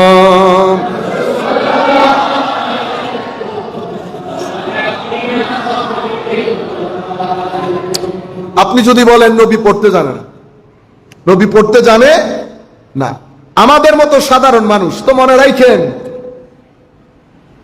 নবী আসলেন, নবীর আশেপাশে বড় মানের শিক্ষিত লোক তখন ছিল না, সব যুগে ছিল। এখন আপনি বলছেন নবীকে না মানলে কুফর, তো মানুষের তো প্রশ্ন করার জায়গা থাকে, আল্লাহ নবীর চেয়ে শিক্ষিত মানুষ তো আমাদের সমাজে আছে, আমি শিক্ষিত মানুষগুলো ছেড়ে নবীর কাছে আসবো কেন? এটা তো কমন আন্ডারস্ট্যান্ডিং না? নবীর চেয়ে বুদ্ধিমান তো আমাদের সমাজে আরো আছে, নবীর চেয়ে হাই পার্সোনালিটি সম্পন্ন লোক তো আমাদের সমাজে আছে, তো আমি নবীর কাছে আসবো কেন? সেই কারণে আল্লাহ কি করেন, যখনই নবী পাঠিয়েছেন, নবীর জাহের বাতেন, প্রকাশ্যে অপ্রকাশ্যে, ব্যক্তিত্বের দিক থেকে, জ্ঞানের দিক থেকে, বুদ্ধিমত্তার দিক থেকে, অভিজ্ঞতার দিক থেকে, পার্সোনালিটির দিক থেকে, প্রেস্টিজের দিক থেকে, সামগ্রিক দিক থেকে নবীকে সবচেয়ে উত্তম মানুষ হিসেবে আল্লাহ পাঠান, যেন মানুষের কাছে আর কোনো অপশন বাকি না থাকে। সমাজের মধ্যে এখানে মাইক্রোবাস হাইব্রিডও আছে, টয়োটা স্প্রিন্টারও আছে, আপনি কোনটাতে চড়বেন? হাইব্রিডে যাবেন না টয়োটা স্প্রিন্টারে চড়বেন? চড়বেন না। তো নবীকে আমি বেলা মেসাল জাস্ট আমি বোঝানোর জন্য বলছি, নবীকে যখন আল্লাহ পাঠান তো নবীকে সেই সময়ের হাইব্রিড করে পাঠান, এবং নবীরা এক সময়ের হাইব্রিড হয় না, নবীরা সকল সময়ের জন্য সর্বোচ্চ স্থানের অধিকারী হন, জ্ঞানের দিক থেকে, বুদ্ধিমত্তার দিক থেকে, নেতৃত্বের দিক থেকে, দূরদর্শিতার দিক থেকে, মানে মানুষের যত চরিত্র, যত দিক থেকে মানুষের পূর্ণতা থাকে, সমস্ত দিক থেকে পূর্ণ করে আল্লাহ নবীদেরকে পাঠান। সেই কারণে নবীরা যখন কোথাও কোনো কথা বলেন, নবীর ইমেজের সাথে, পার্সোনালিটির সাথে আর কারো পার্সোনালিটি যায় না। এটা আল্লাহর নিজাম। কারণ আপনি কোন প্রেস্টিজ নিয়ে আল্লাহ পাঠালে, আপনি না মানলেই কাফের, না মানলেই কাফের। এবার হাইট কি করে আল্লাহ নির্ধারণ করেন? আল্লাহ নিজেই বলছেন, ওয়া ইন্নাকা লা আলা খুলুকিন আযীম। হাবিব, যেই সমাজের মধ্যে আপনাকে পাঠিয়েছি, চরিত্রের দিক থেকে, প্রেস্টিজের দিক থেকে, স্ট্যান্ডার্ডের দিক থেকে আপনার কোনো মেসাল নাই,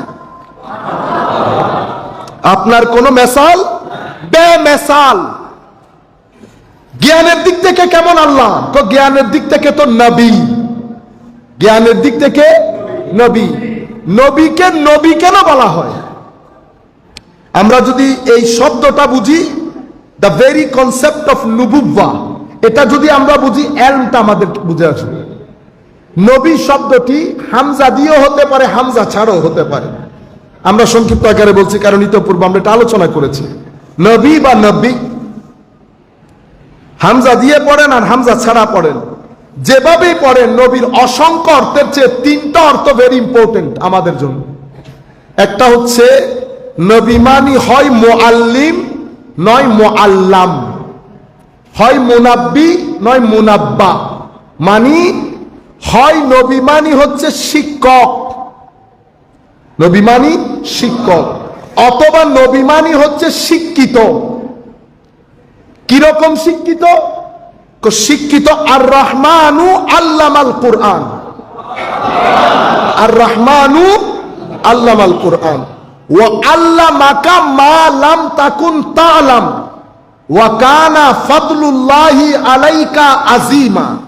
কেমন এলম?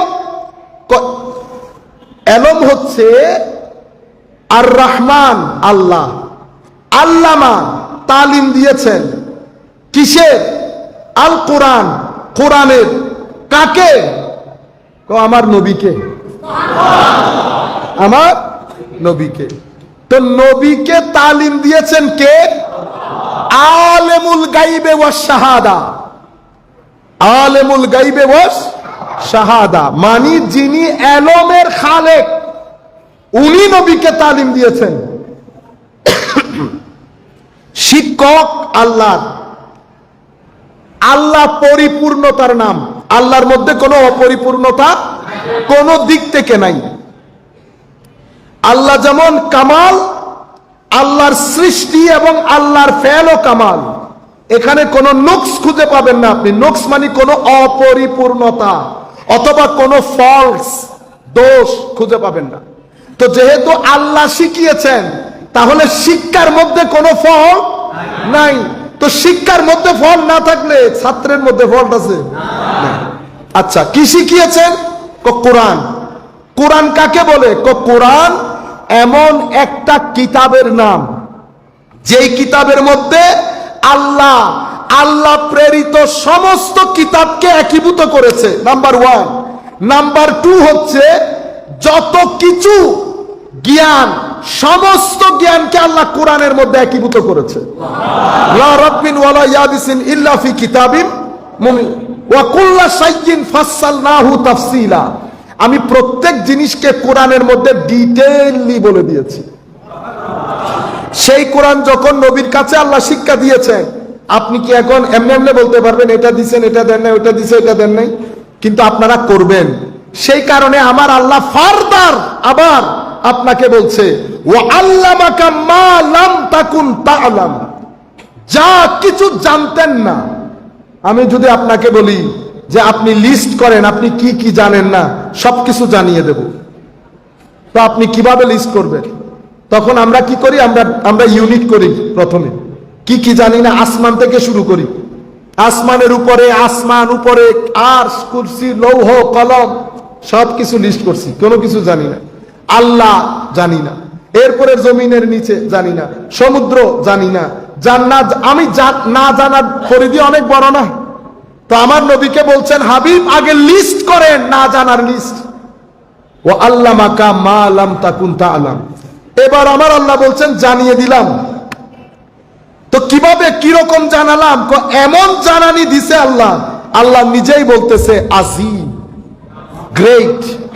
তো মহান আল্লাহ যখন আমার নবীর এলমের সমুদ্রকে বলছে মহান, তো যেই সমুদ্র, এলমের সমুদ্রকে মহান আল্লাহ যখন মহান বলেন, এটাকে নবুয়ত বলে।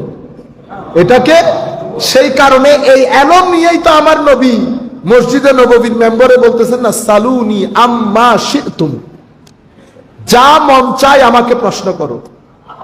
এই যে আমার নবী বলছেন না, যা মন চায় প্রশ্ন করো। আমার নবী কিন্তু এরিয়া নির্ধারণ করে দেন নাই যে এটা প্রশ্ন করতে পারবা, এটা পারবা না। এটা এরিয়া নির্ধারণ করেন না। এনিথিং। বর্ণনার মধ্যে আসতেছে সৃষ্টির শুরু থেকে শেষ পর্যন্ত আমার নবী সবকিছু ইন ডিটেইল বলেছেন। এটা হচ্ছে নবুয়তের কনসেপ্ট। তো নবুয়তের ভিতরে অলরেডি এলম থাকে। এলম বাদে নবুয়ত হয় না। এলম বাদে নবুয়ত হয় না।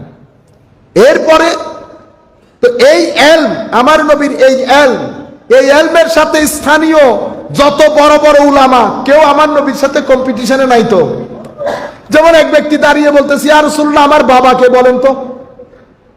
এই এলম কিন্তু আর কেউ, কোন দার্শনিক, কোন বুদ্ধিজীবী এখানে আসতে পারতেছেন।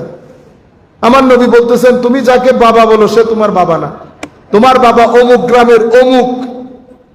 তো আমার নবীর এলমের সাথে, আমার নবীর আখলাকের সাথে, আদর্শের সাথে, ধৈর্যের সাথে, ভদ্রতার সাথে কেউ কোলায় আসতেছে না। তো আমার নবী রিঅ্যাক্ট করছে না। তাইলে আখলাক বলেন, চরিত্র বলেন, ভদ্রতা, নম্রতা, সহনশীলতা, উদারতা, কোন দিক থেকে আমার নবীর সাথে স্থানীয় যারা শিক্ষিত মানুষ, কেউ আমার নবীর সাথে কম্পেয়ারেবল হচ্ছে না। জ্ঞানের দিক থেকেও কম্পেয়ারেবল না, চরিত্রের দিক থেকেও কম্পেয়ারেবল না। পরিণাম কি? ফলাফল কি? ফলাফল হচ্ছে হয় আমার নবীকে অস্বীকার করেছে, নতুবা আমার নবীকে স্বীকার করে নিতে বাধ্য হয়েছে। কিন্তু যারা অস্বীকার করেছে, অস্বীকার কি? অস্বীকার মানি ভিতরে বাইরে বলতেছে মানি না, এদের সংখ্যা কম, এদের সংখ্যা কম। আর কিছু মানুষের মধ্যে জ্বালানি ধরে গেছে। আমিও তো দার্শনিক, আমিও তো শিক্ষিত লোক, আমার পরিবারও তো চৌধুরী, তাদের ভিতরে জ্বালা ধরছে, তাদেরকে বলে মুনাফিক। কিন্তু অস্বীকার করতে পারতেছে না, স্বীকার করতেছে, নামাজও পড়তেছে, কিন্তু ভিতরে ভিতরে জ্বলতেছে। এদেরকে কি বলে? মুনাফিক। ক্যাটাগরি তিনটা হয়ে গেল না? মুমিন, কাফের, মুনাফিক। মুমিন সাধারণ কথায় ভিতরে বাইরে যে মেনে নিয়েছে মুমিন। কাফের ভিতরে বাইরে যে অস্বীকার করেছে সে কাফের। উপরেও এক, ভিতরেও এক, দুইটা নাই।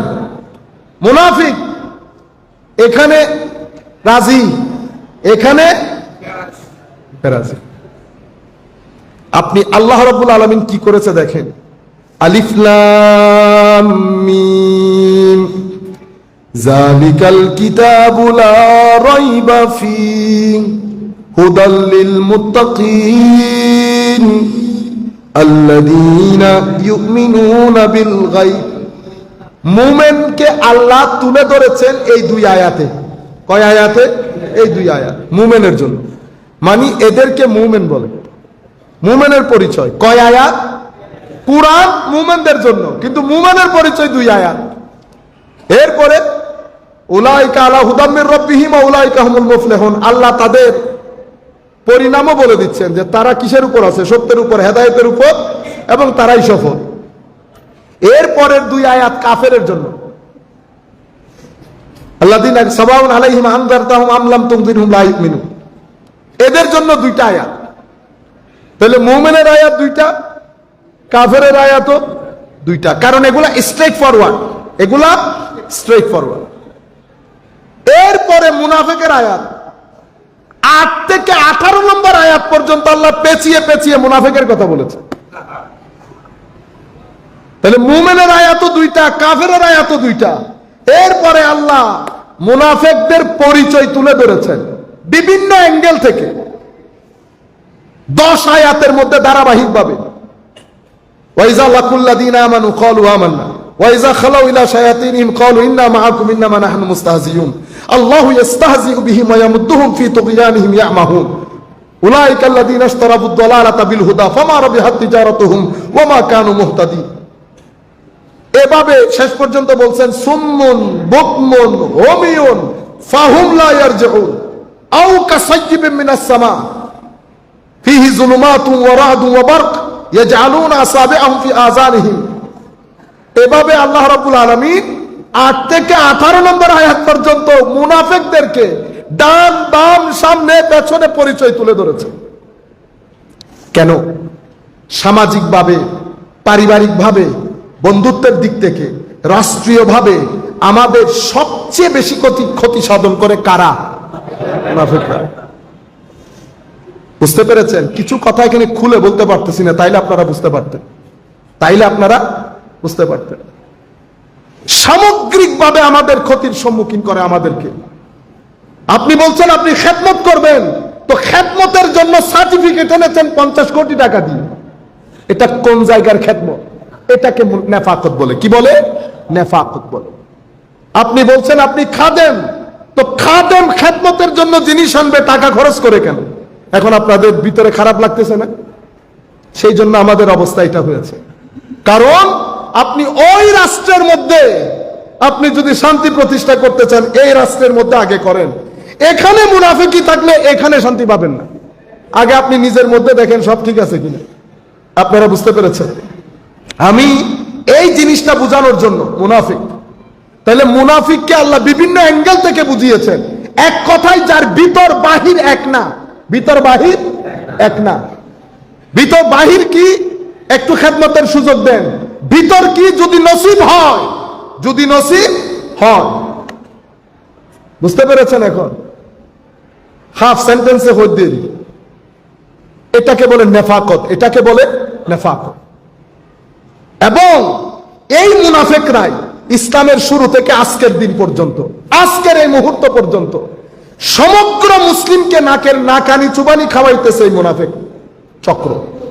সব দিক থেকে, ধর্মের দিক থেকে, রাজনৈতিক দিক থেকে, socially, politically, financially, family wise, আমাদের ঘরের মধ্যেও তো সেই কিছু ক্যারেক্টার থাকে, এদের জন্য ভালো, এদের জন্য ভালো, এর কথা এরে, ওর কথা এরে। আপনার সাথে আসতে ওয়াইজা লাকুল্লাযিনা আমানু ক্বালু আমান্না, আপনার সাথে যখন কথা বলে মনে হয় যেন পপ্প আপনার।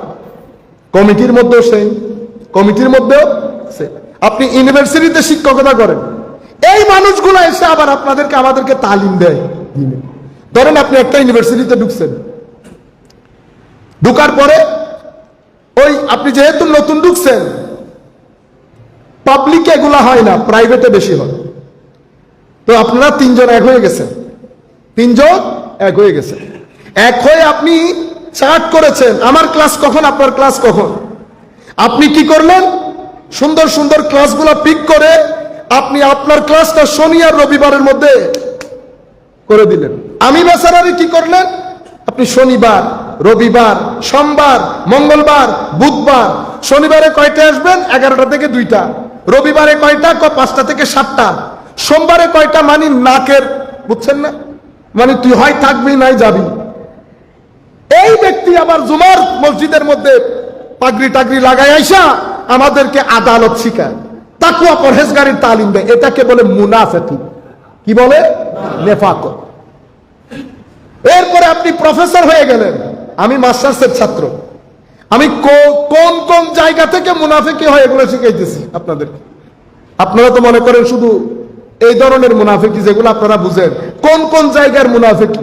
আমি মাস্টার্সের ছাত্র, আপনি আমাকে কি বললেন, এই বিষয়ে একটা আর্টিকেল লিখো। স্যার এটা তো কঠিন, না এই বিষয়ে লিখতে হবে, নাইলে নাম্বার নেই। আপনি আমাকে দিয়ে 3 মাস খাটিয়েছেন, আমি 3 মাস রাতের ঘুম হারাম করে আমি আর্টিকেল তৈরি করেছি মাস্টার্সের জন্য। আপনি সেই আর্টিকেল নিয়ে আপনার নাম দিয়ে উত্তরকে দক্ষিণ করেছেন, দক্ষিণকে উত্তর করেছেন। আমি বলেছি রবিবার শনিবারের পরে আসে, আপনি শুধু কি করলেন, রবিবার সোমবারের আগে আসে বলছেন। আমি বলছি রবিবার শনিবারের পরে, আপনি লিখছেন রবিবার সোমবারের আগে।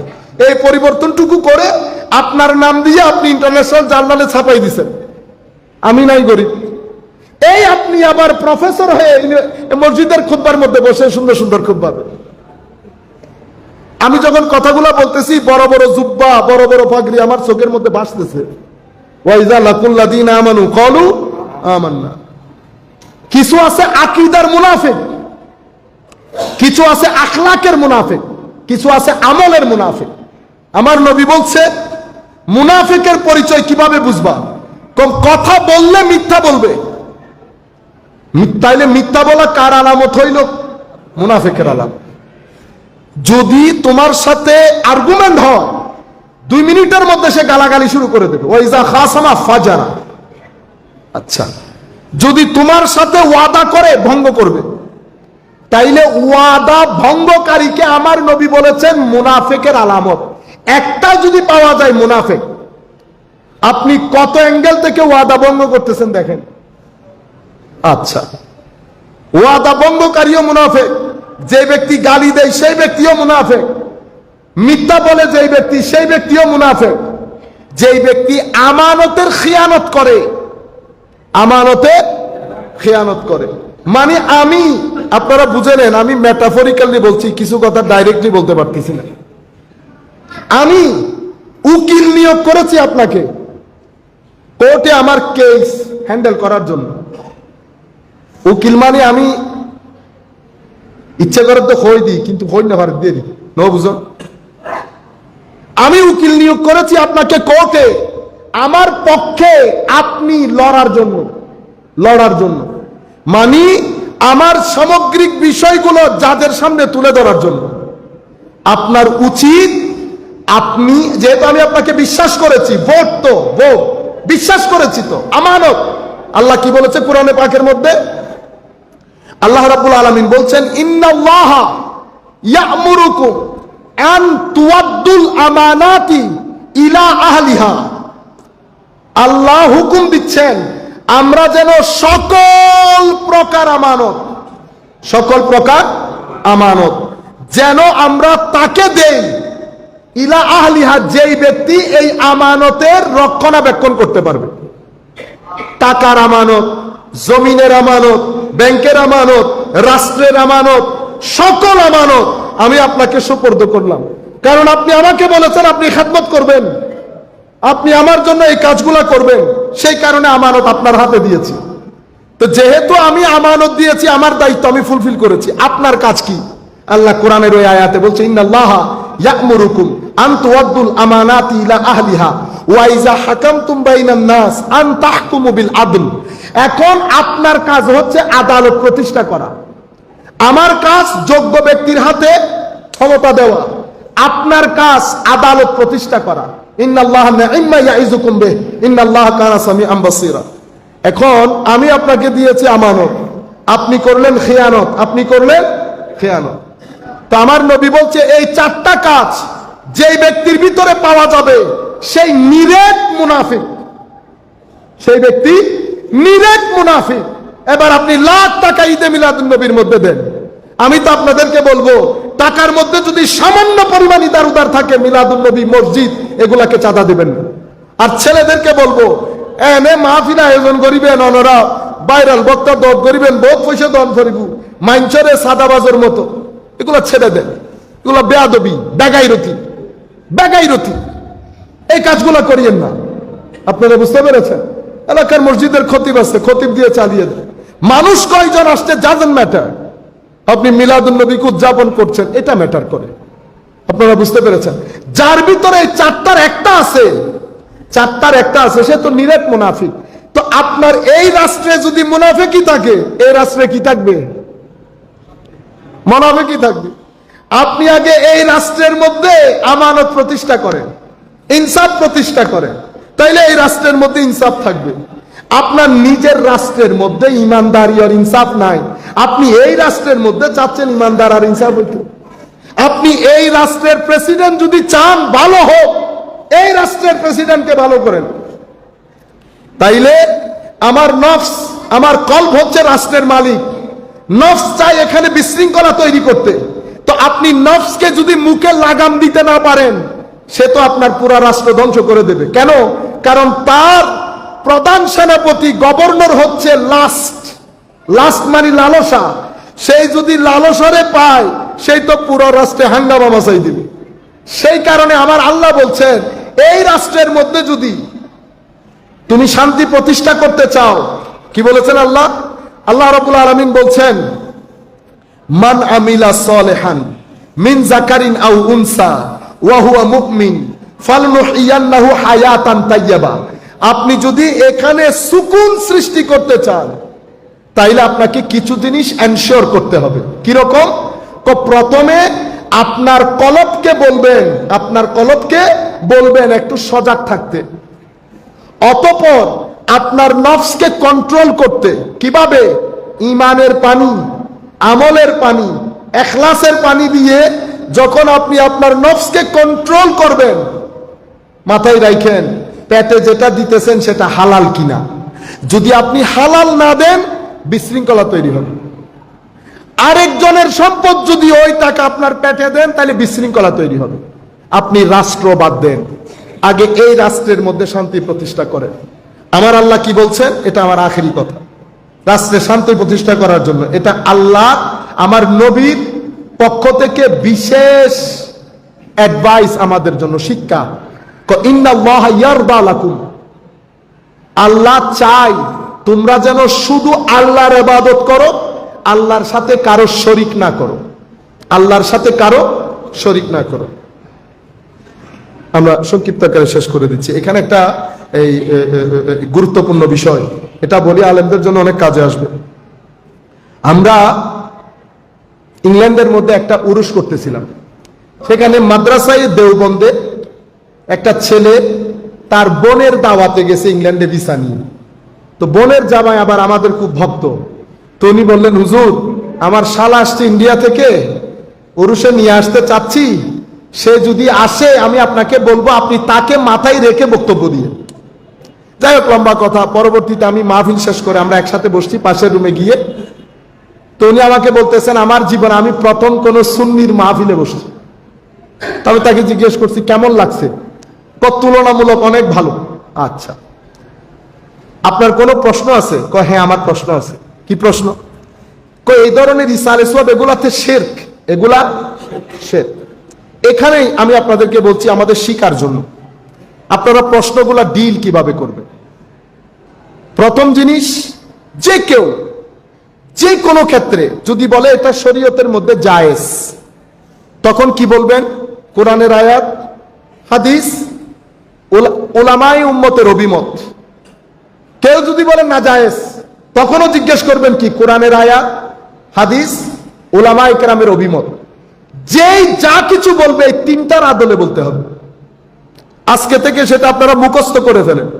যে কেউ শরীয়তের মধ্যে কোনো কথা বলবে, বলবেন কোরআনের দলিল দেন, হাদিসের দলিল দেন, উলামায়ে উম্মতের কথা বলেন। হারাম বললে একই প্যাটার্ন। কেউ যদি বলে এটা আল্লাহ রসুলের জামানায় ছিল না, এমন কথা যদি কেউ বলে, তখন বেদাতে চলে যাবে। তখন এটা জায়েজ না, জায়েজ না, তখন বেদাত। তো যদি বেদাতের আলোচনা করেন তো কোরআন, হাদিস, উলামায়ে উম্মত, ঘটনা একই। যেমন মিলাদুন নবী, আপনি যদি বলেন নবীর জীবনে ছিল না, তাইলে আপনি চলে যাইতে হবে কোন সাবজেক্টে? বেদাতের সাবজেক্টে। যেটা নবীর জমানায় ছিল না এখন আছে, সেটা বেদাত। এখন বেদাত কোরআনের দৃষ্টিতে, হাদিসের দৃষ্টিতে, উলামায়ে উম্মতের দৃষ্টিতে। আপনারা পুরো বিষয়টা বুঝতে পেরেছেন? শিরক, আমি ওনাকে সিম্পল বলছি, শিরক হয়েছে, আমি মেনে নিলাম। আপনি এখন আমাকে বলবেন শিরক কোন জায়গায় সংগঠিত হয়েছে, এটা আপনারা মুখস্থ করেন। আল্লাহর, এটা সকল মুসলমানের জন্য এই জিনিসটা জানা ফরজ। একটা হচ্ছে আল্লাহর জাত, সত্তা, আল্লাহর সিফাত, গুণাবলী, আল্লাহর আফআল, কর্ম। তাইলে কয়টা পাইলাম? সত্তা, গুণাবলী, কর্ম। এখন আপনি বলতেছেন শিরক হয়েছে। এখন আপনি আমাকে বলবেন এই শিরকটা সত্তার ক্ষেত্রে হয়েছে, সিফাতের ক্ষেত্রে হয়েছে, না আফআলের ক্ষেত্রে হয়েছে? উনি বলতেছেন আমি তো আপনার প্রশ্ন বুঝতেছি না। হ্যালো, বলতেছেন অ্যাক্সিডেন্ট হয়েছে, অ্যাক্সিডেন্ট হয়েছে। তো অ্যাক্সিডেন্ট কোথায় কার সাথে হয়েছে বলতে হবে না? আপনি কেমনে বলে দিলেন? জাত মানি হচ্ছে আল্লাহ এক, একক, অদ্বিতীয়, শুরু নাই শেষ নাই। আমি যদি কাউকে এই উরুসের মাধ্যমে, আমি কি দাতাগঞ্জ বক্স আলী হুজবেরিকে শুরু নাই শেষ নাই বলেছি? বলি নাই। আমি কি বলেছি উনি একক, অদ্বিতীয়? তাইলে তো জাতের সাথে শরীক করি নাই, তাইলে জাতের মধ্যে শিরিক হয় নাই। সিফাত, সিফাতের মধ্যে কিছু সিফত আল্লাহর জন্য এক্সক্লুসিভলি, কিছু সিফত আল্লাহর জন্য ব্যবহৃত হয়, বান্দার জন্য ব্যবহৃত হয়। আমি যদি, যেমন আমিও দেখি, দেখি না? আমিও বসির, আল্লাহ দেখেন, আল্লাহ বসির। তো দুইজনে দেখি, শরীক আছে কিন্তু শিরিক হয় নাই। কেন? কারণ আমার দেখাটা আল্লাহর দেখার মতো না। আমি দেখছি কারণ আল্লাহ আমাকে দেখার তৌফিক দান করেছেন। আল্লাহ দেখেন সত্তাগতভাবে, আল্লাহকে কেউ দেয় নাই, আমাকে তো আল্লাহ দিয়েছেন। সেই কারণে এটা শিরিক না, এটাকে বলে জয়নিং অ্যাট্রিবিউট। মানে জিনিসটা আল্লাহর জন্য, আমিও শুনি, আল্লাহ শুনেন, আমিও সামি, আল্লাহ সামি, কিন্তু শিরক হচ্ছে না। কেন? কারণ আল্লাহ সত্তাগতভাবে, আমি আল্লাহর মাধ্যমে। তো আমি এখন, আপনি বলেন উরুস করার মাধ্যমে, ইসালে সওয়াবের মাধ্যমে আল্লাহর কোন গুণের মধ্যে শরীক হয়েছে? আপনি বলেন। উনি বলছেন না, সিফতের মধ্যে তো শরীক হয় নাই। তো ভাই কোন জায়গায় শিরিকটা সংগঠিত হয়েছে, কোথায়? আপনি আমাকে এক্সাক্ট প্লেস বলেন। কি ইংল্যান্ডে হয়েছে, না আমেরিকায় হয়েছে, না ইন্ডিয়াতে হয়েছে? আপনি আমাকে বলেন। তাহলে আমি আপনাদেরকে কি শিখাই দিলাম? কেউ যদি বলে এই কাজ শিরিক হয়েছে, আপনারা সিম্পল জিজ্ঞেস করবেন জাতে, সিফাতে, আফআলে কোন জায়গায় কিভাবে শিরকটা সংগঠিত হয়েছে। সুতরাং আমার নবী সাল্লাল্লাহু আলাইহি ওয়াসাল্লাম বলছেন ইবাদত করিও, শিরক করিও। আর একটা গুরুত্বপূর্ণ মেসেজ যেটা আমরা কাউকে দেই না, আমার নবী বলেছেন একসাথে থাকিও, ফিরকা হয়ে যায়, গ্রুপ গ্রুপ হয়ে যায়। একসাথে থাকলে শক্তি থাকবে, গ্রুপ হয়ে গেলে শক্তি নষ্ট হয়ে যাবে। আজকে হচ্ছে না সেটা। আমরা একসাথে থাকার তালিমই দেই না। সারা জিন্দেগি অতিবাহিত করেছি দুই ভাইয়ের মধ্যে কি সৃষ্টি করছে, দূরত্ব সৃষ্টি করার জন্য। আমি যে আকীদা পোষণ করি, আমি যদি আপনাকে সাথে না রাখি আকীদা শিখাইতে পারবো? তো আমি যদি আপনার সাথে প্রথম দিন থেকে উঠা বসা বন্ধ করে দেই, তো আমি তাবলীগ কাকে করব? দাওয়াত কাকে দেব? সেই কারণে আমাদের প্ল্যাটফর্ম থেকে দাওয়াত বন্ধ হয়ে গেছে, আরেকজনের প্ল্যাটফর্মের মধ্যে দাওয়াত জারি আছে। যেহেতু সে দাওয়াতের কাজ করে, দিন দিন তার গ্রুপ বাড়ি হচ্ছে। আমাদের এখানে যেহেতু দাওয়াতের কোনো কাজ নাই, দিন দিন আমরা কি হচ্ছি? আপনি বলেছেন इसके साथ उठना नहीं बैठना नहीं मिलना नहीं, ओ भाई उसके साथ उठना बैठना मिलना नहीं, तो दावत किसको करना और किसको सिखाना? আমরা এটা না, আমরা হচ্ছি হিন্দু বাড়ি, বুদ্ধ বাড়ি, খ্রিস্টান বাড়ি, ওয়াহাবি বাড়ি, যেই বাড়ির মধ্যে দাওয়াত দেবেন আমরা সেই বাড়ির মধ্যে উপস্থিত হব। কারণ আমাদের ভিতরে একটা প্রোডাক্ট আছে, সেই প্রোডাক্ট আমি আপনার কাছে বিক্রি করতে চাইবো। আপনার ইচ্ছে করলে কিনবেন, ইচ্ছে না হলে কিনবেন না। আপনারও দোকানের অভাব নাই, আমাদেরও কাস্টমারের অভাব নাই। এই বাজারে বিক্রি না হলে আরেকজনের বাজারে বিক্রি করব। এই দেশের বাজারে বিক্রি না হলে ইন্টারন্যাশনাল বাজারে বিক্রি করব। আমাদের এখান থেকে দাওয়াত বন্ধ হয়ে গেছে। আমরা সুফিয়া ইকরামের তর্জ তরিকার ওই দাওয়াত বন্ধ করে দিয়েছি, যে দাওয়াতের মধ্যে এশক থাকবে, আদব থাকবে, ইলম থাকবে, হিকমত থাকবে, আখলাক থাকবে। মানুষ আমাদের সাথে বসবে, তাদের সিনা নরম হবে, আমাদের ভিতরে হেদায়েতের নূর, ঈমানের নূর, মহব্বতের নূর, তাকওয়ার নূর থাকবে। মানুষ আমাদের সোহবতে বসে মানুষ পরিবর্তন হবে। আমরা পুরো বিষয়টা বন্ধ করে দিয়েছি। সুফিয়ায়ে কেরাম দুনিয়া থেকে চলে যাওয়ার পরেও হিন্দুরা তাদের মাজারে যায়। দুনিয়াতে থাকতেও যাইতো, দুনিয়া থেকে চলে যাওয়ার পরেও যাচ্ছে। কেন? মজা পেয়েছে। আল্লাহর শানের, মহব্বতের, জজবাত, এটা একটা মজা। যেই বসবে আপনার সোহবতের মধ্যে সে মজাটা গ্রহণ করবে। আগে আমাদের মসজিদের ইমাম, এখনো পর্যন্ত মসজিদের ইমাম, মসজিদের আশেপাশে যদি হিন্দু বাড়ি থাকে, পানি পড়ার জন্য আসে না? আসে না? এটা আমার নবীর আখলাকের ফিউজান। কারণ হোটেল বলেন, সমুদ্র বলেন, এরা নির্দিষ্ট কোনো ব্যক্তির জন্য না, সবার জন্য, সবার জন্য। আল্লাহর, আমার নবীর গোলাম যারা সৃষ্টির মধ্যে, তাদের কাজ সবার জন্য। এক ব্যক্তি কাফের হয়েছে, হিন্দু বাড়িতে জন্মগ্রহণ করেছে বিদায় সে হিন্দু, তাকে মুসলমান করার দায়িত্ব আমার, জোর করে না, আমার আখলাক, আমার এলম দিয়ে। আমরা জ্যামাইকার মধ্যে, এই ক্যারিবিয়ান কান্ট্রি জ্যামাইকার মধ্যে আমরা বক্তব্য দিচ্ছি, ৩-৪ জন সিনিয়র উকিল বসা, একজনও মুসলমান না, খ্রিস্টান। তারা চাচ্ছে ইসলাম কবুল করার জন্য। এখন আপনি তাদেরকে কি বক্তব্য শোনাবেন বলেন তো? সেই জায়গার মধ্যে আপনি যদি মহব্বত ভরা, এশক ভরা, তাকওয়া ভরা, ইখলাস ভরা বক্তব্য না দেন, আপনি তাকে কনভিন্স করতে পারবেন না। আমাদের মধ্যে একটা ঘৃণা, একটা অহংকার, আমাদের ভিতরে কি যেন একটা বাসা বেঁধেছে, যার কারণে আমাদের এখানে দাওয়াতের কাজ পরিপূর্ণরূপে বন্ধ হয়ে গেছে। এরপর আমার নবী বলছেন, আল্লাহ 3টা জিনিস তোমাদের কাছ থেকে আশা করেন না, অপছন্দ করেন। নাম্বার 1, কিলোকাল, রাত দিন বক বক বক বক বক বক করা। এর কথা এরে, ওর কথা এরে, ওর কথা এরে। কেন? আমার নবী বলছেন, তুমি যদি আমাকে বিশ্বাস করো তো জবান বন্ধ রাখো, খুলতে হলে ভালো কিছু বলো, আর যদি কিছু না থাকে জবানকে বন্ধ রাখো। মান কানা ইউমিনু বিল্লাহি ওয়াল ইয়াউমিল আখির ফালিয়াকুল খায়রান আও লিয়াসমুত। হাদিসে পাকের মধ্যে সুফিয়ায়ে কেরাম বলছেন, তুমি যদি চাও আল্লাহ তোমার সিনার ভিতরে হিকমত দান করুক, তো তুমি বেশিরভাগ সময় চুপ থাকার প্র্যাকটিস করো। চুপ থাকার মধ্যে এত ফজিলত, বুঝতে পেরেছেন আপনারা? আমার নবী বলছেন, এই কিলোকাল বকওয়াস করাকে আল্লাহ পছন্দ করে। আরেকটা কি? আরেকটা হচ্ছে এদাতুল মাল, এদাতুল, সম্পদের অপচয়, খাদ্যের অপচয়। অপচয় করাকে আমার নবী সাল্লাল্লাহু আলাইহি ওয়াসাল্লাম বলছেন আল্লাহ অপছন্দ করেন। কাসরাতুস সুয়াল, অতি মাত্রায় প্রশ্ন। আমাদের এখানে এখন প্রশ্নের অভাব আছে, মাঝে মধ্যে তো আমরা নিজেরাই বিরক্ত হয়ে যাই, কি করে কি বলে। যখন কোন সোসাইটি, সমাজের মধ্যে অগ্রহণযোগ্য, কোন ধরনের মিনিংফুলনেস নাই, এই ধরনের প্রশ্ন বেড়ে যাবে, তো মনে করবেন সোসাইটি নিচের দিকে চলে যাচ্ছে। আখেরি ফরিয়াদ, আল্লাহ রাব্বুল আলামিন আমাদের কবুল করুক। আমরা সবাই মিলে যদি রাষ্ট্রের শান্তি বাদ দেই, নিজের শান্তির চিন্তা করি, রাষ্ট্রের শান্তি চলে আসবে। আগে আমরা চিন্তা করে দেখি আমাদের ভিতরে স্থিরতা সৃষ্টি হয়েছে কিনা, আমার রাষ্ট্রের মধ্যে সুকুন আছে কিনা, আমার এখানে সুকুন নাই, এখানে কোত্থেকে আসবে সুকুন?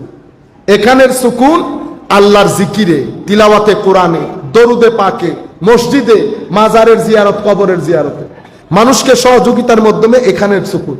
যখন এখানে সুকুন তৈরি হবে, এখানে সুকুন অটোমেটিক্যালি এসে যাবে। আল্লাহ রাব্বুল আলামিন আমাদের হামিয়ে নাসির হোক। ওয়া মা আলাইহিল বালাগুল মুবিন। আসসালামু আলাইকুম ওয়া রাহমাতুল্লাহ।